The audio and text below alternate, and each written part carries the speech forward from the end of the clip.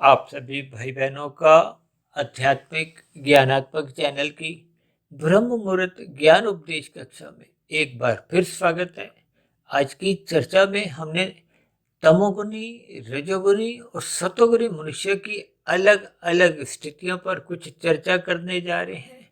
और जब सतोगुनी मनुष्य साधना करते हुए यानी कि जब वो साधक बन जाता है, परमात्मा के मार्ग पर चलने लगता है, इन सभी स्थितियों का अलग अलग कुछ परिस्थितियों में कुछ चित्रण करने जा रहे हैं, कुछ चर्चा को आगे बढ़ाने जा रहे हैं, जिसमें सर्वप्रथम हमने देखी तमोगुणी मनुष्य की स्थिति के आगे हमने 3 प्रश्न चिन्ह सफेद रंग से जोड़ दिए। क्योंकि एक तमोगुणी मनुष्य तो देखिए सत्संग की बात सुनता ही नहीं है, जबकि रजोगुनी मनुष्य इन सत्संग की बातों को सुनता हुआ दिखाई तो देता है, लेकिन वो श्रद्धापूर्वक सत्संग करता नहीं है। देखिए शब्द जब हम बोलते हैं या सुनते हैं, चाहे आंखों द्वारा देखिए हम कुछ पढ़ते हैं, इन सभी स्थितियों में आपके हमारे जो स्थूल शरीर की गोलकें हैं, देखिए ये गोलकें तो अपने आप में हम आंख तो बंद कर सकते हैं, कानों की स्थिति तो सपेश दृष्टिकोण से खुली ही रहती है। जब वो शब्द अपना प्रभाव ना भी दिखाए, लेकिन शब्द तो कहीं ना कहीं सत्संग में देखिए एक बोलने की स्थितियां होती है। सत्संग में चाहे वो भजन की स्थितियां हो, चाहे कथा कहानियां की स्थितियां हो, या विशेष प्रकार के देखिए हमारे इस आध्यात्मिक ज्ञानात्मक चैनल पर पिछले लगभग 4.5 पौने 5 वर्षों से परमात्मा के प्रेरणा से, गुरुओं के आशीर्वाद से और प्रकृति के सतोगुण की जो शुद्धतम स्थिति है ब्रह्म मुहूर्त, देखिए इस ब्रह्म मुहूर्त के समय विशेष में ही ये जो लगभग 2000 वीडियो हमने प्रसारित किए, इन सभी वीडियो में ही हम शास्त्रों का जो ज्ञान विज्ञान है उसको हम कर्मबद्ध तरीके से रखने का एक प्रयास करते हैं। भले ही देखिए मैं स्वयं भी एक मायाबद्ध ही हूँ, लेकिन फिर भी गुरुओं के आशीर्वाद से ब्रह्म मुहूर्त की एक अमृत बेला में इन सभी स्थितियों पर जब हम क्रमबद्ध तरीके से चर्चा करते हैं, क्योंकि मूलभूत चर्चा तो देखिए प्रकृति के 3 गुणों की है, तमोगुण, रजोगुण और सतोगुण की। इन 3 गुणों के ज्ञान को स्वयं भगवान श्री कृष्ण जी ने गीता में एक गूढ़तम ज्ञान कहा है। कि गूढ़तम ज्ञान का अभिप्राय क्या है कि इससे सूक्ष्म ज्ञान कुछ है ही नहीं। और इन 3 गुणों से ही आपके पास 3 शरीर है, स्थूल शरीर, सूक्ष्म शरीर और कारण शरीर। अक्सर एक साधारण मनुष्य है, देखिए विशेष रूप से देखिए कलयुग की स्थितियों में एक साधारण मनुष्य की स्थूल शरीर के स्तर पर ही विषय भोगों में रुचि बनी रहती है। ये राशि स्थिति है। इसको देखिए कहीं कहीं शास्त्रों में इंद्रिय दोष भी कहा गया। और क्योंकि कलयुग का वातावरण चल रहा है, क्योंकि कलयुग का वातावरण का अभिप्राय इस समय कलयुग चल रहा है। कलयुग की आयु 4,32,000 वर्ष शास्त्रों में कही गई है। इससे दुगनी आयु द्वापर युग की होती है। और इसी कलयुग की 3 गुनी आयु एक त्रेता युग की कही गई है और 4 गुनी सतयुग की कही गई है। देखिए ये सभी स्थितियां एक कर्मबद्ध तरीके से अनादिकाल से एक प्रवाह में चलती आ रही है। देखिए शास्त्रों में इन सभी स्थितियों को एक प्रवाह का नाम दिया गया, यानी कि इनका कोई आरंभ नहीं है। अक्सर हम देखिए कार्य कारण की स्थितियों पर विशेष चर्चा करते हैं। ये कार्य तो देखिए होते हुए दिखाई देते हैं। आपका हमारा स्थूल शरीर भी एक कार्य है। ये 84 लाख प्रकार की योनियां जो यहाँ पर हम अक्सर देखिए अपने जीवन में कुछ अंश तक तो देखते ही हैं। कभी कभी एक साधारण मनुष्य देखिए इस 84 लाख प्रकार की योनियों पर कोई प्रश्न रख देते हैं।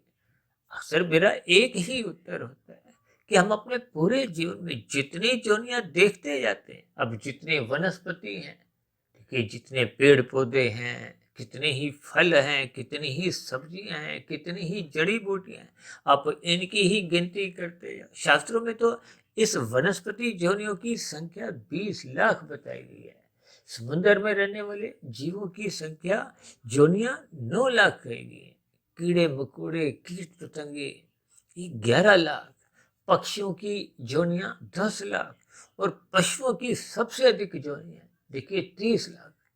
और पशुओं के बाद आपका हमारा नंबर आता है मनुष्य जोनि का। अब देखिए 84 लाख प्रकार की जोनियों में 80 लाख प्रकार की जोनियां तो नीचे की तामसी जोनियां है, दंडमय जोनि है, निकृष्ट जोनि है। उन जोनियों में तो देखिए शास्त्रों में भी बार बार कहा गया है कि परमात्मा ने उनको अचेत रखा है। अचेत इसीलिए रखा है कि उनको अपने दुखों का जो उन्होंने भी अपने मनुष्य जोनि में कर दिए थे, क्योंकि मनुष्य जोनि तो मिलती ही तभी है जब संचित कर्मों में पुण्य कर्मों की कम से कम 50-51% की स्थिति बनी होती है। और यदि ये स्थिति कमजोर हो जाती है, यानी पुण्य कर्मों का यदि अनुपात घट जाता है, कि पुण्य कर्मों का अनुपात घटने का अभिप्राय क्या है कि जब जब सत्वगुण की न्यूनता होती है, देखिए शास्त्रों में तो पुण्य कर्म का अभिप्राय राजसी कर्मों से भी लिया जाता है।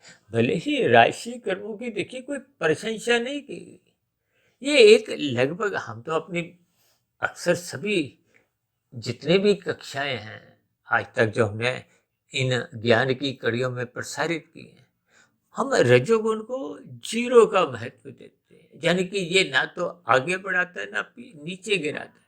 ये एक शून्य की स्थिति है, खाया पिया बराबर, यानी कि जो हम कर्म करते हैं वो धर्मानुसार होता है, विधि पूर्वक ही होता है। लेकिन उसमें हम केवल अपने सुख को सुनिश्चित करते हैं, दूसरों को हम पीड़ा भी नहीं देते। जबकि सात्विक कर्मों की तो शास्त्रों में बार बार प्रशंसा की, इसलिए तो शास्त्र बार बार कहते हैं सत्वगुण की प्रशंसा करो, जबकि रजोगुण के प्रति प्रशंसा शब्द नहीं आया। रजोगुण के प्रति बार बार कहा जाता है इसके प्रति उदासीन रहो, इसकी उपेक्षा करो। और जबकि आज संसार में मनुष्य उछल कूद करता हुआ किसकी प्राप्ति के लिए? रजोगुण की प्राप्ति के लिए। ये जो संसारी जितने भी वैभव हैं, ये सभी की सभी भौतिक स्थितियां जो जिनको हम देखिए प्राप्त करना चाहते हैं, ये सभी राजसी स्थिति है। और इसी रजोगुण को पकड़ने की दिशा की ओर भागते भागते मनुष्य तमोगुण में गिरने लगता है। इसलिए तो देखिए आज हमने अलग अलग कुछ स्थितियों पर एक चर्चा करने जा रहे हैं। देखिए ये कोई चर्चा नई नहीं है, लेकिन जब जब हम वीडियो के नाम कुछ अलग दृष्टिकोण से कुछ अलग शब्द रखते हैं, उनके अलग रंग को, क्योंकि हमने तो देखिए तमोगुणी को काले रंग से दर्शाया, ये अज्ञानता का प्रतीक है। अज्ञानता को हो, अंधकार को, सब एक ही बात है। देखिए शाम को जब सूर्य अस्त होता है तो अंधकार में स्थितियां बनती हैं। अंधकार में आपका हमारा जीवन चल नहीं सकता। देखिए अंधकार होते ही सर्वप्रथम हम क्या करते हैं, अपने अपने घरों में प्रकाश करते हैं। जब देखिए बिजली नहीं थी तो लोग दिया जलाते थे, यानी कि किसी भी तरह अग्नि द्वारा प्रकाश हो चाहे बल्ब ट्यूब द्वारा प्रकाश हो, ये प्रकाश होना आवश्यक है। अन्यथा आपके हमारा स्थूल शरीर को देखिए भले ही आपके हमारी स्वस्थ आंखें भी हों तब भी आपको हमें दिखाई नहीं देता। इसलिए हम घर पे देखिए सर्वप्रथम बल्ब ट्यूब जलाते हैं ताकि आपके बड़े शरीर को क्रियाएं करने में कोई ठोकरें नहीं लगे। और जब जब शरीर के स्तर पर आपको अंधकार में स्थितियां होती हैं तो अक्सर हम देखिए अंधकार में अपनी क्रियाएं जब भी करने का प्रयास करते हैं तो आपको हमें ठोकरें लगती। ठीक इसी तरह जब तक मन बुद्धि के स्तर पर ज्ञान की स्थितियां कमजोर होंगी, सत्संग की स्थितियां कमजोर होंगी, तो निश्चित रूप से मन बुद्धि के स्तर पर ये अंधकार में स्थितियां बनती हैं, अज्ञानता की स्थितियां बनती हैं। ये अज्ञानता को हो, अंधकार को हो, ये सब एक ही बातें हैं। तो कितनी साधारण सी बात है। देखिए जब मन बुद्धि के स्तर पर अज्ञानता होगी, अंधकार होगा, देखिए जब हम गाड़ी चलाते हैं तो आपको हमें कार चलाने का, स्कूटर चलाने का ज्ञान होता है, तभी तो हम स्टीयरिंग पर बैठकर देखिए आराम से अपने मंजिल पर पहुंचते हैं। और यदि कोई अनाड़ी होगा जिसको देखिए ज्ञान ही नहीं है, देखिए शब्दों के भावार्थ समझो। इसलिए तो देखिए हम जब इधर उधर की जो बातों द्वारा ये 3 गुणों के ज्ञान को समझाने का एक प्रयास कर रहे हैं, इनका संबंध देखिए आज की वीडियो के चित्र पर लिखे हुए स्थितियों से ही है। देखिए तमोगुण को हमने काले रंग से दर्शाया है, उसके आगे हमने प्रश्न चिन्ह लगा दिए सफेद रंग के, कि इसके जीवन में देखिए कोई प्रकाश की स्थितियां नहीं है। जबकि रजोगुण को हमने रंगीन रंग से दर्शाया है। ये स्त्री पुरुष का जो एक आपसी आकर्षण है, संसारी जितने भी ये प्रलोभन को हो, विषय भोग को हो, सुख सुविधा के जितने भी साधन हैं, इनको संसार से, रजोगुण से जोड़ा जाता है। जैसे मेलों में देखिए विभिन्न प्रकार के आकर्षण होते हैं, ये रजोगुण भी एक साधारण मनुष्य को अपनी ओर आकर्षित करता है। ये आकर्षण का अभिप्राय क्या है कि राजसी मनुष्य है, संसारी मनुष्य है, इन विषय भोगों को भोगने में ही उसकी रुचि बनी रहती है। अब किसी की कम रुचि होती है, किसी की अधिक रुचि होती है। इन स्थितियों पर भी अभी हम कुछ चर्चा करें। लेकिन जब जब आपका हमारा रजोगुण बढ़ता है तो फिर वो तमोगुण में गिराता है। ये आपके हमारे एक जीवन का एक अनुभव है। और जब जब हम अपने रजोगुण को सत्वगुण की लगाम से नियंत्रण में रखते हैं तो फिर ये रजोगुण बिगड़ता नहीं है, गिरता नहीं है। यानी कि मनुष्य फिर संसार को विधि पूर्वक, देखिए संसार क्या है, ये अर्थ और काम, ये संसार ही है। अर्थ का अभिप्राय धन से है। ये जो चार पुरुषार्थ शास्त्रों में बार बार कहे जाते हैं, हम तो इन पर लगभग कभी ना कभी कुछ ना कुछ शब्द बोलते रहते हैं। धर्म, अर्थ, काम, मोक्ष। मैं तो अपनी चर्चाओं में इन चार पुरुषार्थों में मोक्ष को तो एक मंजिल कहता हूँ। मुख्य रूप से पुरुषार्थ तो देखिए धर्म, अर्थ, काम है। ये अर्थ और काम का अभिप्राय है। अर्थ का अभिप्राय देखिए धन से लिया जाता है। आज धन प्राप्ति के लिए मनुष्य देखिए छल कपट, ठगी, अनीतिगत कार्य करता हुआ अधिक से अधिक धन कमाना चाहता है, इकट्ठा करना चाहता है। ये जो लाभ के लिए तो देखिए शास्त्र भी आपको, हमें कोई रोक टोक नहीं करते कि मत कमाओ। हम भी मेहनत करते हैं। धन कमाना आपके हमारे जीवन की एक आवश्यकता है, क्योंकि स्थूल शरीर की आवश्यकता है। घर परिवार चलाने के लिए आपको हमें धन चाहिए। धन चाहिए का अभिप्राय आपको हमें पुरुषार्थ करना होता है।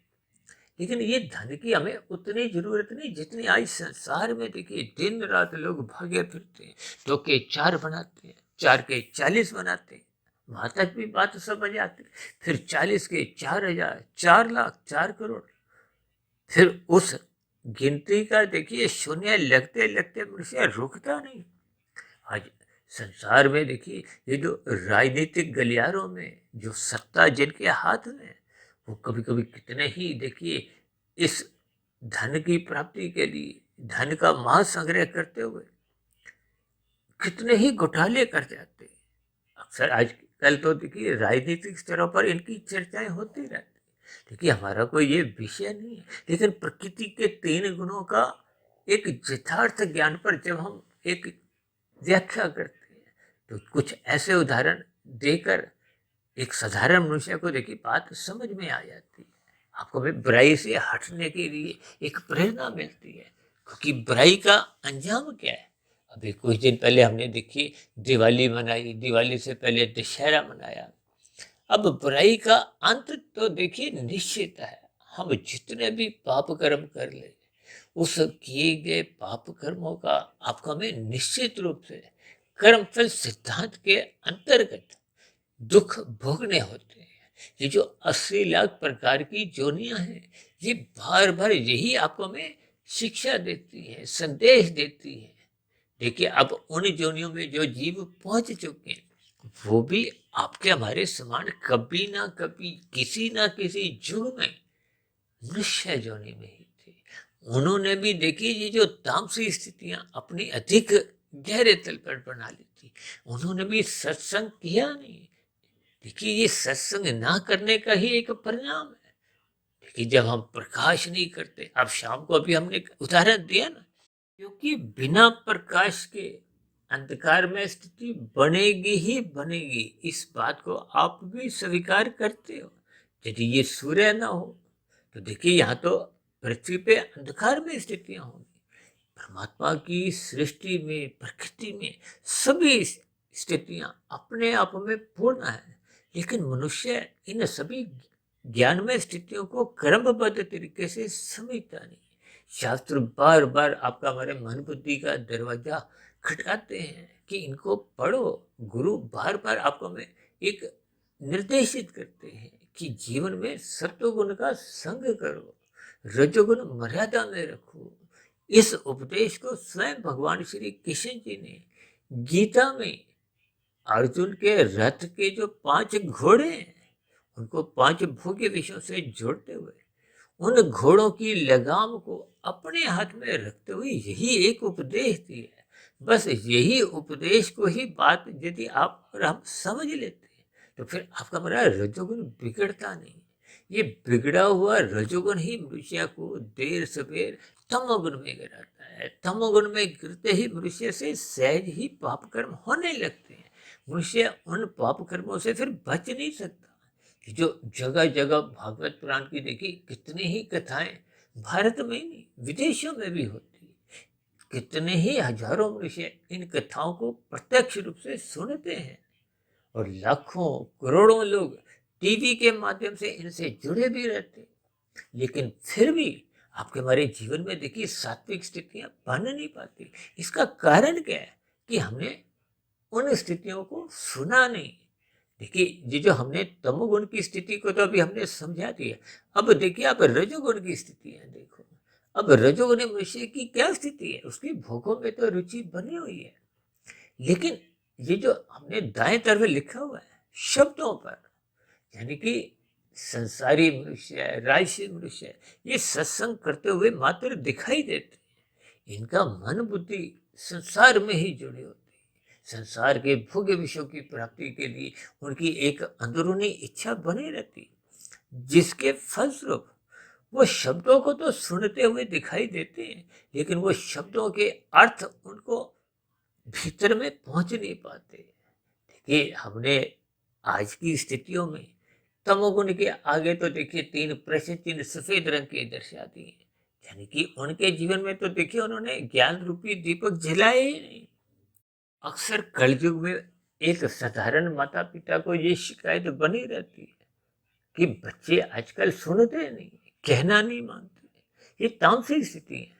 देखिए जब कोई मनमानी करता है, अपनी मनमर्जी का अभिप्राय क्या है कि जब हम नियम कायदों को समझते नहीं है। अब देखिए हम कितने उदाहरण देते रहते हैं, लाल बत्ती पे रुको, केवल हरी बत्ती पे ही चलने का आपका हमारा अधिकार है। हम हरी बत्ती पे भी तो तभी चल पाते हैं जब अन्य मनुष्य अन्य वाहन चालक उस लाल बत्ती पे रुकते हैं, तभी तो आपकी हमारी हरी बत्ती होती है। तो आपको हमें चलने में कोई बाधा नहीं। तो जब आपकी लाल बत्ती है तो आपको अपने धर्म का पालन करना चाहिए। देखिए लोग धर्म की बातें कितनी बड़ी बड़ी करते हैं लिखने में बोलने में, लेकिन धर्म के अर्थ समझते नहीं है। अब कितने साधारण से अर्थ ये लाल हरी बत्ती से मनुष्य को समझ नहीं आते।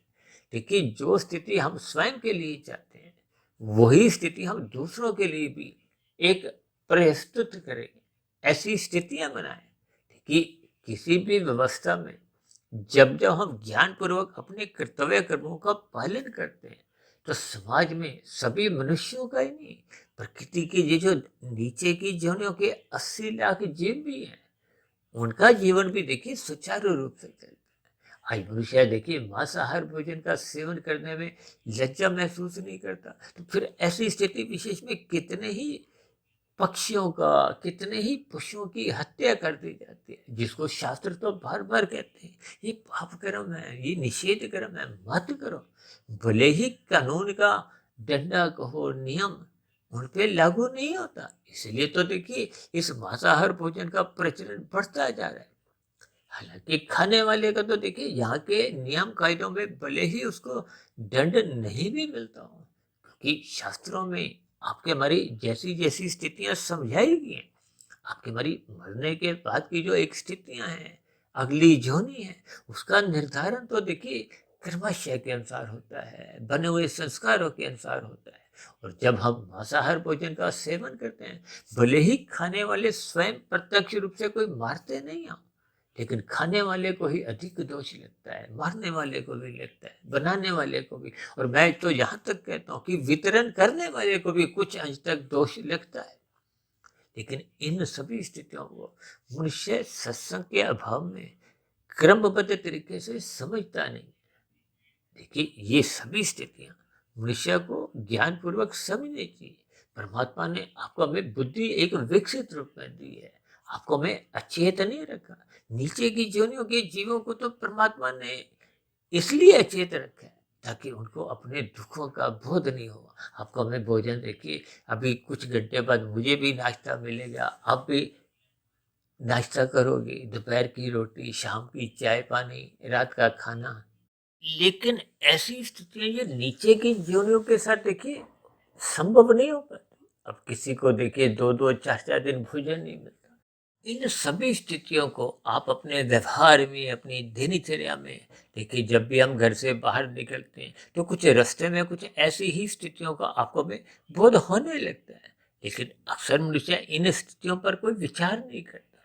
देखिए, ये विचार करने का अभिप्राय क्या है कि जब मनुष्य सत्वगुण का संग नहीं करता तो फिर उसमें चिंतन की स्थितियां बन नहीं पाती। वो अन्य मनुष्यों के बारे में सोच नहीं पाता। अब रजोगुणी मनुष्य तो केवल अपने लिए या अपने परिवार के लिए ही सोचता है, अपने परिवार के सुख सुविधा के साधनों का ध्यान रखता है। लेकिन ये सभी स्थितियां वो अपने कर्तव्य कर्मों को भली भांति उतने अंश में समझ नहीं पाता। हालांकि देखिए, शास्त्रों में कहीं भी रजोगुणी मनुष्य को कोई निंदा के रूप में कहा नहीं जाता, माना नहीं जाता। हालांकि तमोगुण की बार बार कहा जाता है निंदा करो। निंदा का अभिप्राय क्या है कि बुराई का विरोध करो, अज्ञानता का विरोध करो, ज्ञान में स्थिति में रहो। देखिए, ये गुणों की स्थितियों को क्रमबद्ध तरीके से ज्ञान पूर्वक हम जितना जितना समझते जाएंगे, और ये समझने के साथ ही आपके हमारे मनुष्य जीवन में फिर इस ज्ञान की स्थितियां जब क्रमबद्ध तरीके से समझ में आने लगती है तो कम से कम मनुष्य के पाप कर्मों से बचने लगता है। फिर उसका श्रद्धा पूर्वक सत्संग होने लगता है। जबकि राजसी मनुष्य देखिए, शब्दों को भले ही सुनते हैं, उनको हृदय में उतारते नहीं, अपने व्यवहार में आचरण में लाते नहीं, मात्र सुनने तक ही सीमित रखते हैं। आज देखिए, विभिन्न प्रकार की सात्विक स्थितियां, कहीं कहीं आप देखोगे ना, भजन की स्थितियां हैं, कुछ और भी ऐसी स्थिति। देखिए, हमारे इस आध्यात्मिक ज्ञानात्मक चैनल पे तो पूर्ण रूप से एक एक कक्षा में केवल और केवल ज्ञान की चर्चाएं होती हैं। प्रकृति के 3 गुणों की स्थितियों पर चर्चा होती है। इन 3 गुणों से आपके हमारे 3 शरीर, स्थूल शरीर, सूक्ष्म शरीर, कार्य शरीर की स्थितियों पर ही चर्चा होती है। आत्मा परमात्मा का जो एक सजातीय एक संबंध है, इस पर ही चर्चा होती है। आत्मा एक ज्ञान स्वरूप है, परमात्मा एक अनन्य स्वरूप सत्य है। इन सभी यथार्थ स्थितियों पर हम बार बार अपनी चर्चा को आगे बढ़ाते हैं। लेकिन मनुष्य का ज्ञान देखिए, जब जब आवृत होता जाता है, ये आवृत कब होता है, कमजोर कब होता है, धूमिल कब होता है, जब हम प्रकृति के इन 3 गुणों में तमोगुण का, रजोगुण का संग अधिक कर बैठते हैं। देखिए, रजोगुण का संग अधिक करने का अभिप्राय क्या है कि हम संसारी विषय भोगों को अमर्यादित ढंग से भोगते हैं, और उन विषय भोगों के लिए ही जब हम गहरे तल पे उतरने लगते हैं तो फिर हम जो निषेध कर्म है, जो शास्त्र आपको में मना करते हैं, तो फिर उन कर्मों को जब हम करते हैं तो वो पाप श्रेणी में जाते हैं। अब मनुष्य जब पाप कर्म करता है तो फिर निश्चित रूप से उसका तमोगुण बढ़ता है। इसीलिए तो शास्त्रों में बार बार कहा गया है, ये तमोगुण और रजोगुण ये बंधनदायक गुण है, इनको मर्यादा में रखो। यही उपदेश भगवान श्री कृष्ण जी ने गीता में अर्जुन के रथ के 5 घोड़ों की लगाम को अपने हाथ में नियंत्रित इसलिए किया है ताकि हम गुरु की आज्ञा में अपने जीवन को व्यवस्थित करें, संतुलित रखें, ब्रह्म मुहूर्त में उठें, शास्त्रों का स्वाध्याय करते रहें। ये सभी स्थितियां आपको हमें क्रमबद्ध तरीके से परमात्मा की नैतिकियां प्रदान करते हैं, परमात्मा की ओर सम्मुख करते हैं। और यदि मनुष्य इन स्थितियों को अपने जीवन में, अपने व्यवहार में ढालता नहीं, इसलिए तो हमने देखिए सतोगुणी मनुष्य के आगे क्या लिखा है कि वो अर्थों पर ध्यान देता है। यानी कि राजसी मनुष्य तो मात्र शब्दों को ही सुनता है, उनके भावार्थ को, अर्थों को भी समझ नहीं पाता। हालांकि सतोगुणी मनुष्य देखिए उनके अर्थ समझने लगता है, यानी कि वो राजसी स्थिति से एक अच्छी स्थिति है। शास्त्र तो बार बार कहते हैं तमोगुण से 10 गुना अच्छा रजोगुण है, रजोगुण से 10 गुना अच्छा सतोगुण है, और सतोगुण से भी 10 गुना अच्छा विशुद्ध सतोगुण। अक्सर मैं अपनी चर्चाओं में इस महासूत्र की बार बार चर्चाएं करते हैं। हम तमोगुण को 1, रजोगुण को 10, सत्वगुण को 100 और विशुद्ध सत्वगुण को 1000 से जोड़ते हैं। देखिए 1 से 10 की यात्रा तो बहुत ही एक साधारण सी है।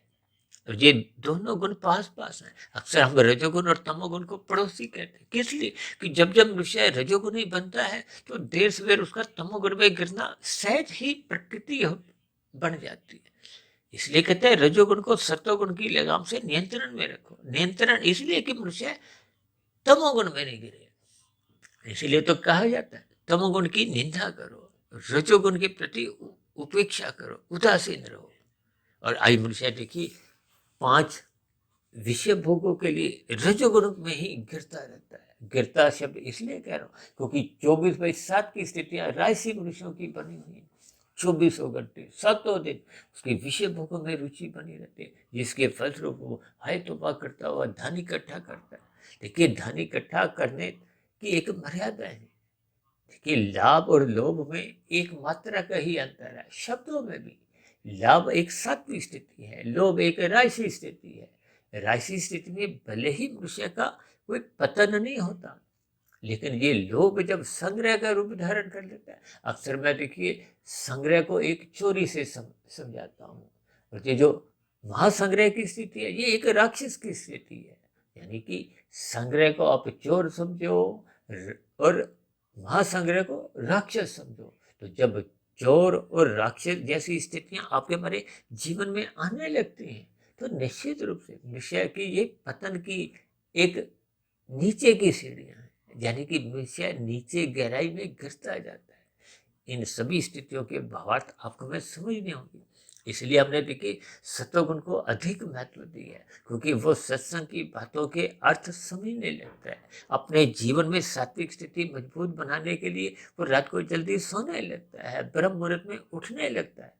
और यही देखिए सात्विक स्थिति से आगे हमने क्या लिखा है, सत्वगुण जमा साधक। यानी कि जब जब आपका हमारा सत्वगुण एक विशेष रूप से बढ़ने लगता है, बढ़ने का अभिप्राय क्या है कि जब हम देखिए राजसी कार्य तो हम साधारण स्तर पर अपने सुख के लिए करते हैं, सात्विक कार्यों को ही विशेष प्रशंसा परोपकार के कार्यों से जोड़ी गई है कि जब हम पहले दूसरों के सुखों का ध्यान रखते हैं। अभी जैसे मैंने पशु पक्षियों का उदाहरण दिया, यानी मनुष्य को पहले पुरुषार्थ द्वारा, पुरुषार्थ का अभिप्राय धर्म अनुसार द्वारा अर्थ और काम रखने चाहिए, फिर दूसरे मनुष्यों के लिए परोपकार के कार्य करने चाहिए। पशु पक्षियों को, जैसे हम कहते हैं ना, पक्षियों को दाना दो, पशुओं को चारा दो, गाय को कहते हैं चारा दो, कुत्ते को आप दूध पिलाओ। ये सभी स्थितियां देखिए आपके हमारे परोपकार के कार्य गिने जाते हैं। और भारत जैसे देश में तो देखिए भंडारे की एक विशेष स्थिति आप देखते ही हो कि हम गरीब मनुष्यों के लिए अन्न का एक वितरण मुफ्त में करते हैं। देखिए जब हम गरीब मनुष्यों की अन्न से, वस्त्र से, ज्ञान से, एक स्वास्थ्य से संबंधित सुविधाएं देते हैं। और दूसरी विशेष बात, जब हम धर्म के प्रचार के लिए धन लगाते हैं, समय लगाते हैं, ये भले ही देखिए सकाम भाव से कर्म होते हैं, ये विशेष सात्विक कर्म है, परोपकार के कार्य है। ये भी स्थितियां देखिए बहुत अच्छी मानी गई, क्योंकि जब ये सकाम भाव से होती है तो ये सत्वगुण में स्थित करती है। जब हम यही कर्म, परोपकार के कर्म निष्काम भाव से करते हैं, जिसका उपदेश स्वयं भगवान श्री कृष्ण जी ने गीता में कर्म योग का नाम दिया है। कर्म योग से आगे की स्थिति ज्ञान योग है, फिर भक्ति योग की स्थिति, ये साधक की स्थिति। इसलिए तो हमने देखिए सत्वगुण को सफेद रंग से दर्शाया है और साथ में हमने अर्थों को महत्व दिया है। यानी कि सत्संग में हम जो जो सुनते हैं, पढ़ते हैं, क्या आप मेरी वीडियो को देखिए सुनते हो, या वीडियो से पहले जो हमने एक विवरण रूप में कुछ 15, 20, 25, 30, 40, 50 लाइनें कभी कभी हम जो लिखते हैं उनको आप पढ़ते हो। देखिए सत्संग पढ़ने से भी और सुनने से दोनों ही स्थिति है। देखिए जब हम सत्य से जुड़ते हैं, सत्वगुण से जुड़ते हैं, विशुद्ध सत्वगुणी सत्ता का ध्यान लगाते हैं, ये सभी स्थितियां देखिए सात्विक एक मजबूती प्रदान करते हैं। तो फिर धीरे धीरे फिर हम के हमारे परोपकार के करें और निष्काम भाव से अपनी दिशा पकड़ लेते हैं। तो ये सत्वगुण जमा की स्थिति है, जिसको हम साधक भी कह सकते हैं। लेकिन जब हम साधना करना आरंभ करते हैं, साधना का अभिप्राय क्या है कि अब संसार को पाने की मनुष्य में इच्छा शेष नहीं रहती, वो परमात्मा को पाना चाहता है। साधना करने का अभिप्राय क्या है? योग की स्थिति। जब हम आत्मा और परमात्मा के संबंध पर एक सही सही एक संबंध जोड़ने की स्थिति में साधना करते हैं, उस दिशा की ओर चलते हैं। इसलिए तो हम बार बार कहते हैं रात को तमोगुणी मोनात्मक स्थितियों से बचो, ब्रह्म मुहूर्त में उठो, शास्त्रों का स्वाध्याय करो। ये सभी स्थितियां जब क्रमबद्ध तरीके से आपके हमारे जीवन में बनने लगती है तो निश्चित रूप से ये जो आपके हमारे जीवन में संसारी विषय भोगों की प्राप्ति के लिए सकामता बनी रहती है, तो फिर मनुष्य में केवल परमात्मा को पाने की ही एक लगन जाग उठती है। यही साधना है, यही कर्म योग की स्थिति है। यानी कि अब उसके कर्म, सात्विक कर्म तो हो रहे थे पहले भी, लेकिन अब उसमें सकामता समाप्त हो निष्कामता आने लगती है। निष्कामता का अभिप्राय क्या है कि अब वो कर्म योग में स्थित हो जाता है। अब कर्म योग से फिर आगे की स्थिति ज्ञान योग की है। देखिए, जब प्रकृति के 3 गुणों का ज्ञान विज्ञान आपको समझ में आ जाता है, अपने 3 शरीरों की स्थितियों का बोध होने लगता है, ज्ञान विज्ञान उनका संबंध समझ में आ जाता है, तो फिर जब हम कारण शरीर को शुद्ध करते जाते हैं, देखिए कारण शरीर को शुद्ध करने से ही आत्मा के ऊपर किसी भी प्रकार का वो जो आवरण थे वो क्रमशः अब कमजोर होने लगते हैं। और जब कारण शरीर पूर्ण रूप से शुद्ध हो जाता है, शुद्ध होने का अभिप्राय क्या है कि शुभ संस्कार बनना, पहले के बुरे संस्कार क्रमशः कमजोर होते हैं, तो वो एक साधना की स्थिति है, साधक की स्थिति है। और जैसे ही ये कार्य शरीर पूर्ण रूप से शुद्ध हो जाता है तो वो एक मायातीत की स्थिति है। अब आत्मा पे किसी भी प्रकार का कोई आवरण नहीं होता, तो फिर स्थूल शरीर के मरने पे वो मायातीत की स्थिति समझी जाती है। देखिए, ये सभी स्थितियां क्रमबद्ध तरीके से आपको हमें समझनी होगी। यानी कि तमोगुण से देखिए हमने रजोगुण की स्थिति पर कुछ प्रकाश डाला है, रजोगुण से फिर आगे हमने एक सतोगुण की स्थिति पर प्रकाश डाला है, फिर सतोगुण से सतोगुण जमा यानी कि साधक की स्थितियों पर एक विशेष प्रकाश डाला। और इन्हीं सभी स्थितियों को हमने देखिए राशि स्थिति में शब्दों के साथ जोड़ा है, क्योंकि राशि मनुष्य सत्संग करते हुए दिखाई देते हैं। देखिए, इस बातों को आपने अन्यथा में नहीं लेना, अन्यथा फिर आपको में इन सत्संग की बातों का पूर्ण लाभ मिल नहीं पाता। देखिए, जहाँ जहाँ हमारी आपकी कमजोरी होती है उस कमजोरी को आपको हमें दूर करना है। यानी कि रजोगुण से आपको हमें सत्वगुण में प्रवेश करना। तभी सत्संग की बातें, शब्द ये आपको हमें अपना अर्थ समझाते हैं। और जब इन अर्थों के आपको व्यवहार समझ में आ जाते हैं तो फिर मनुष्य की सहज ही साधना आरंभ हो जाती है। तो इन सभी स्थितियों की आप भी सही सही भावार्थ समझते हुए अपने मिले हुए जीवन के उद्देश्य को समझें, ताकि हम परमात्मा को पाने का लक्ष्य बनाएं। और इस लक्ष्य प्राप्ति के लिए हम अपने जीवन में धर्म को सदा ही प्रथम स्थान पे रखें। ये अर्थ और काम की जो एक स्थिति है, इसको धर्म की 4 दीवारी के भीतर ही एक मर्यादा में रखें, जिसका उपदेश स्वयं भगवान श्री कृष्ण जी ने भी दिया। और त्रेता युग में इस मर्यादाओं का पाठ पढ़ाने के लिए भगवान श्री राम जी ने विभिन्न मर्यादाओं का एक अवलोकन किया था। इन सभी स्थितियों को आपको हमें ज्ञानपूर्वक समझना होगा, ताकि हम सभी भाई बहनों की आध्यात्मिक यात्रा के दरवाजे खुलते जाए। हम कर्म योग से ज्ञान योग, फिर भक्ति योग, ऐसी स्थितियां पूर्ण होते होते हम भी मायातीत की स्थिति यानी कि मोक्ष की स्थिति को प्राप्त हो। तो ऐसी सभी शुभ स्थितियां हम सभी भाई बहनों के जीवन में भी बनना आरंभ हो। इन्हीं शुभकामनाओं के साथ आज की चर्चा विशेष को अब हम यही विश्राम देते हैं। शाम को फिर मिलते हैं संध्या बेला ज्ञान कक्षा में। तब तक आप अपने आध्यात्मिक मित्र सुधीर भाटिया फकीर को इजाजत दें। फिर भी वीडियो संबंधित आपके मन में कोई प्रश्न उठ रहे हों, कोई मेरी ही कही गई बातें आपको तर्क संगत आधी अधूरी लगती हों, यानी कि मेरी कही गई बातों पर आपको किसी प्रकार की कोई शिकायत हो, आपत्ति हो, तो आपके प्रश्नों के साथ साथ आपकी शिकायतों का नीचे दी गई कमेंट्स बॉक्स पर सदा ही स्वागत है। और यदि आपको कोई शब्द समझ नहीं आया हो तो प्रश्नोत्तर ज्ञान कक्षा में हम उन प्रश्नों को, उन कठिन शब्दों पर भी कुछ एक छोटी वीडियो के रूप में उत्तर देते हैं। तो आपके प्रश्नों का, सुझावों का, आपत्तियों का प्रश्नोत्तर ज्ञान कक्षा में या नीचे कमेंट बॉक्स पर सदा ही स्वागत है। अब चर्चा विशेष को यही विश्राम देते हैं। चर्चा विशेष को ध्यानपूर्वक धैर्यपूर्वक सुनने के लिए आप सभी भाई बहनों का भी बहुत बहुत धन्यवाद।